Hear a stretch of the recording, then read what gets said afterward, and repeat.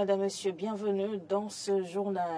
Dans le 19h d'hier, nous avons reçu en exclusivité sur votre chaîne de télévision le docteur Guy Mitokpe, qui est porte-parole du parti Les Démocrates. Il s'est prononcé sur le vote du budget exercice 2024 à l'Assemblée nationale qui a eu lieu hier.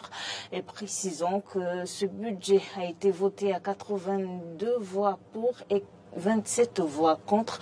Vous aurez l'exclusivité de l'entretien avec Guy Mitokpe dans ce journal. La semaine de l'entrepreneuriat artisanal et de la promotion des artisans CAPA, lancée depuis jeudi par le ministre des Petites et Moyennes Entreprises et de l'Emploi, Monsieur Modeste Kérékou, vise à révéler à la jeunesse en quête d'emploi les énormes opportunités dont regorge le secteur de l'artisanat au Bénin. Nous vous donnons les détails dans ce journal. Le président russe Vladimir Poutine a soumis à la ratification de la Douma d'État une convention entre la Russie et l'Algérie sur l'extradition mutuelle des criminels.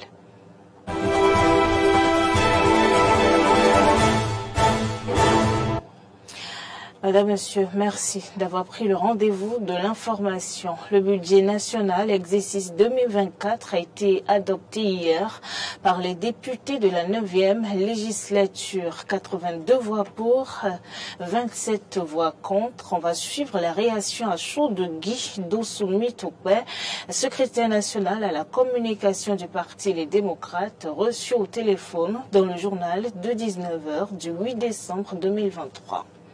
Les députés du parti, les démocrates, ont pratiquement unanimement voté contre le budget de l'exercice 2024. Et du coup, la position du parti, les démocrates, c'est que vous ne validez pas ce budget exercice 2024. Mais je crois que celui qui a, l'honorable député qui a pris la parole au nom de notre parti au sein de l'Assemblée nationale, le député Abibou Orokoubou, l'a suffisamment clarifié. Notre position est sans ambiguïté. Nous ne sommes pas en faveur de ce budget parce que, d'abord, nous trouvons que l'environnement économique n'est pas rassurant. Et l'environnement politique non plus n'est pas rassurant. Souvenez-vous qu'il y a quelques jours, nous avons été au palais de la présidence, mais justement parce que l'environnement politique n'est pas rassurant. Et pour entrer dans les détails, vous savez que nous sommes aujourd'hui un pays de plus en plus endetté. Et donc, notre position a été claire. Il ne s'agit pas, parce que nous avons déjà commencé à constater, je dirais, le rouleau compresseur de la communication du régime qui dit déjà que nous sommes contre un certain nombre de choses et nous ne voulons pas le recrutement des AME. Donc, il ne s'agit pas de ça. Nous l'avons même dit dans notre déclaration. Nous ne sommes pas contre le recrutement des AME. Nous avons même suggéré au régime de faire un pas de plus en ce qui concerne le recrutement ou le renaissement des AME. Parce qu'ils sont aujourd'hui un peu plus de 30 000 et nous estimons que c'est très peu quand on parle de 3 000. La question de l'énergie, nous l'avons abordée. L'énergie en République du Bénin aujourd'hui dans la sous-région fait partie des secteurs les plus chers. Et donc nous avons demandé une réduction et plus de disponibilité dans la fourniture de l'énergie électrique, comme je le disais tout à l'heure. Et donc notre position est sans ambiguïté. Nous sommes restés cohérents avec nos précédentes positions. Et je dis, c'est une position de cohérence avec le peuple.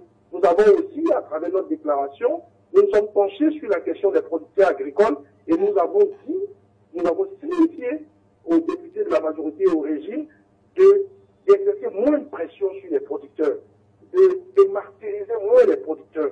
Et donc, pour toutes ces raisons, pour le fait que l'environnement économique ne soit pas rassurant, pour le fait que l'environnement politique ne soit pas rassurant, on ne peut pas tenir une telle position et accorder son violon à un tel budget. Donc nous sommes restés cohérents avec nous-mêmes et nous avons voté non pour le budget. Guy Mitokpe, je rappelle que vous êtes le porte-parole du parti Les Démocrates et le budget exercice 2024 a été voté aujourd'hui majoritairement. Le ministre des Petites et Moyennes Entreprises et de la Promotion de l'Emploi, Modeste Kéréko, a procédé jeudi au Palais des Congrès de Cotonou à l'ouverture officielle de la première édition de la Semaine de l'entrepreneuriat artisanal et de la promotion des artisans CAPA. Placée sous le thème « Contribution des métiers du textile, de l'habillement et de l'agroalimentation à l'emploi des jeunes », la CAPA a pour objectif de révéler au grand public, notamment à la jeunesse en quête d'emploi, les énormes opportunités dont regorge le secteur de l'artisanat au Bénin. Prévu pour durer 3 jours, la CAPA permettra des visites guidées à travers 50 stands d'exposition des produits des entreprises locales. Aussi, plusieurs opportunités de formation et d'emploi seront présentées aux participants, de même que des ateliers pratiques au cours desquels les participants peuvent s'essayer à certaines tâches liées au secteur de l'artisanat et de l'agroalimentation, secteurs comme la couture, le tissage, la transformation des produits agroalimentaires, la préparation des plats, etc. La CAPA prend fin aujourd'hui même. Et ce journal se poursuit. Plusieurs milliers de personnes au Bénin ont été victimes d'expulsions forcées depuis 2021. C'est ce qu'on peut retenir du rapport rendu public ce jeudi 7 décembre 2023 par l'organisation humanitaire Amnesty International Bénin. Le rapport lancé par Amnesty International porte sur les expulsions forcées dont ont été victimes plusieurs milliers de personnes au Bénin depuis 2021 en lien avec 4 projets de développement touristique ou d'aménagement du littoral béninois. Il détaille les conditions dans lesquelles ces expulsions ont été menées au regard du droit béninois et du droit international, des droits humains également, et présente leurs conséquences sur les droits économiques, sociaux et culturels des personnes expulsées. On écoute Fabien Hoffner, il est chercheur à Amnesty International.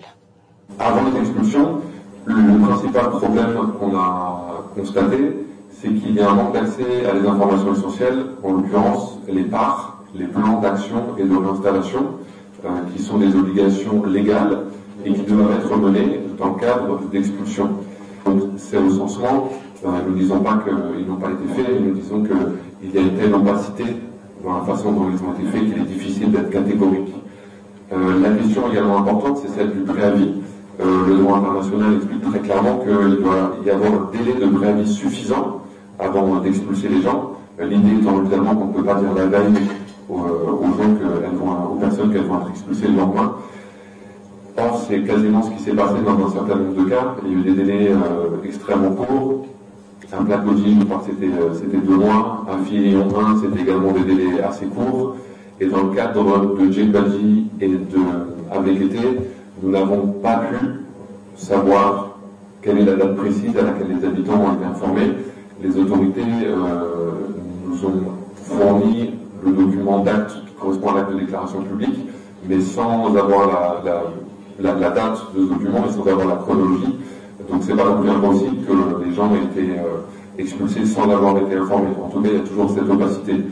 Donc le délai insuffisant n'a évidemment pas permis aux gens de se préparer correctement à leur expulsion, et on peut imaginer les conséquences qui seront mentionnées dans la 3e partie sur justement les conséquences sociales, économiques et culturelles, mais c'est l'un des nombreux problèmes qui a été constaté, c'est cette question de préavis, de délai suffisant. L'un des cas les plus emblématiques étant celui de Filion 1, puisque le quartier a été détruit alors que les gens étaient encore sur place. En ce qui concerne les personnes qui ont reçu des indemnisations, nous avons constaté dans de nombreux cas qu'il y a eu, encore une fois, une forme d'opacité dans la façon dont ces indemnisations ont été données. La temporalité de ces indemnisations a été problématique, puisque dans le cas des personnes qui en ont reçu une, les indemnisations ont parfois été remises de façon officielle seulement quelques jours ou quelques semaines avant l'expulsion.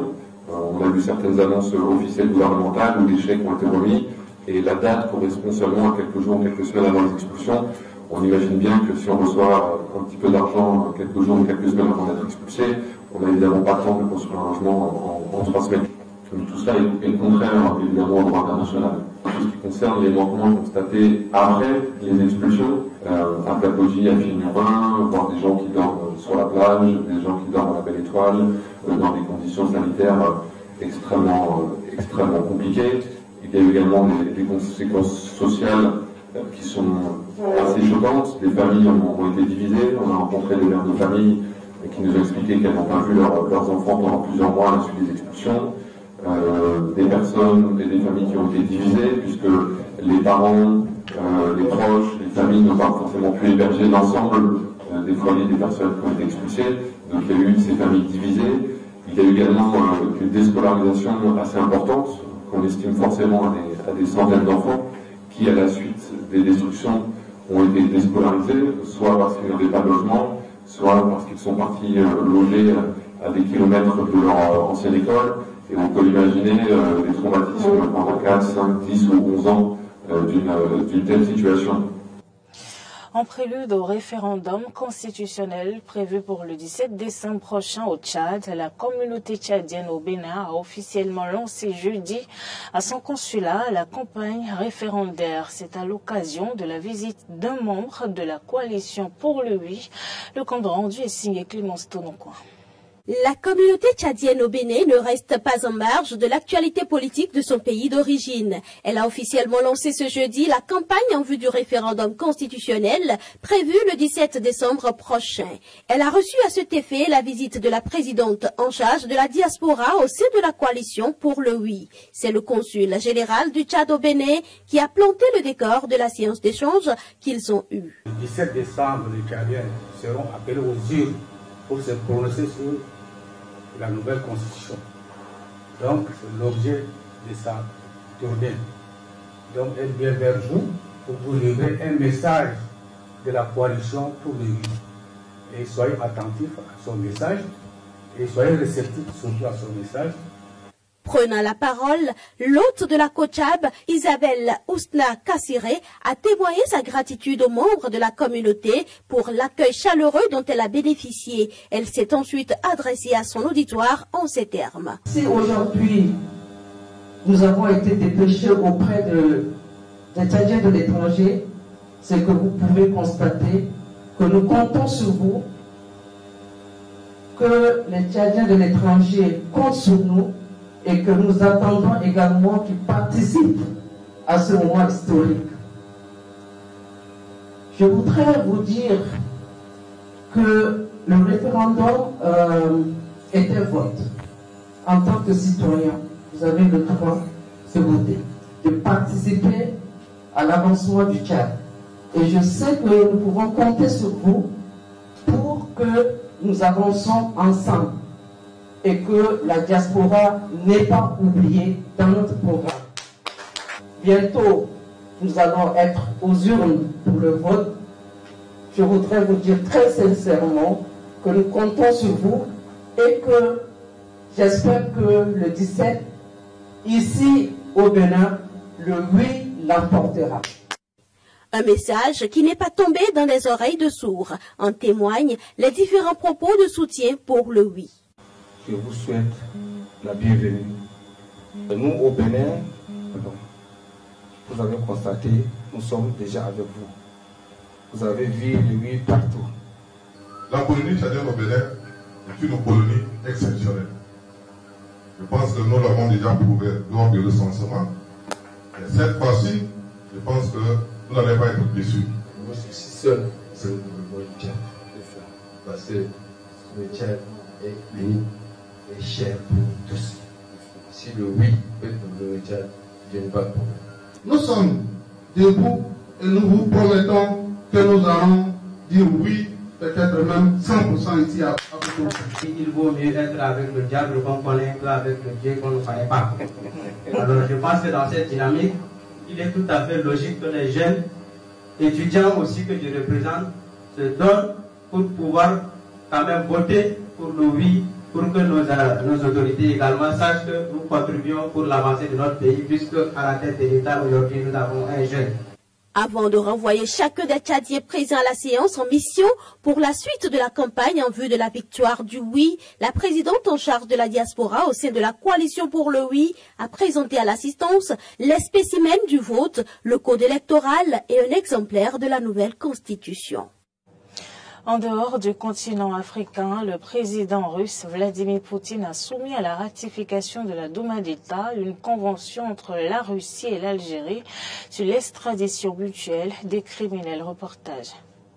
Les parties s'engagent conformément aux dispositions de la présente convention à se livrer réciproquement sur demande des personnes se trouvant sur le territoire de la partie requise aux fins d'exercer une poursuite pénale ou d'exécuter une peine pour un délit passible d'extradition. Il s'agit d'actes qui, selon les lois des deux pays, sont passibles d'une peine d'emprisonnement d'au moins 1 an ou d'une peine plus sévère. Dans le cas des infractions fiscales et financières, l'extradition ne peut être refusée au seul motif que la législation de l'une ou de l'autre des parties ne prévoit pas le même type d'impôt ou de taxe. Le document établit également une liste de motifs de refus d'extradition, par exemple, si celle-ci pourrait nuire à la souveraineté, à la sécurité et à l'ordre public du pays, ou si la personne a déjà été condamnée ou acquittée par un tribunal. Merci madame, monsieur d'avoir suivi ce journal. C'est déjà la fin. Retrouvez-moi à 19 h pour l'édition du soir. D'ici là, portez-vous bien.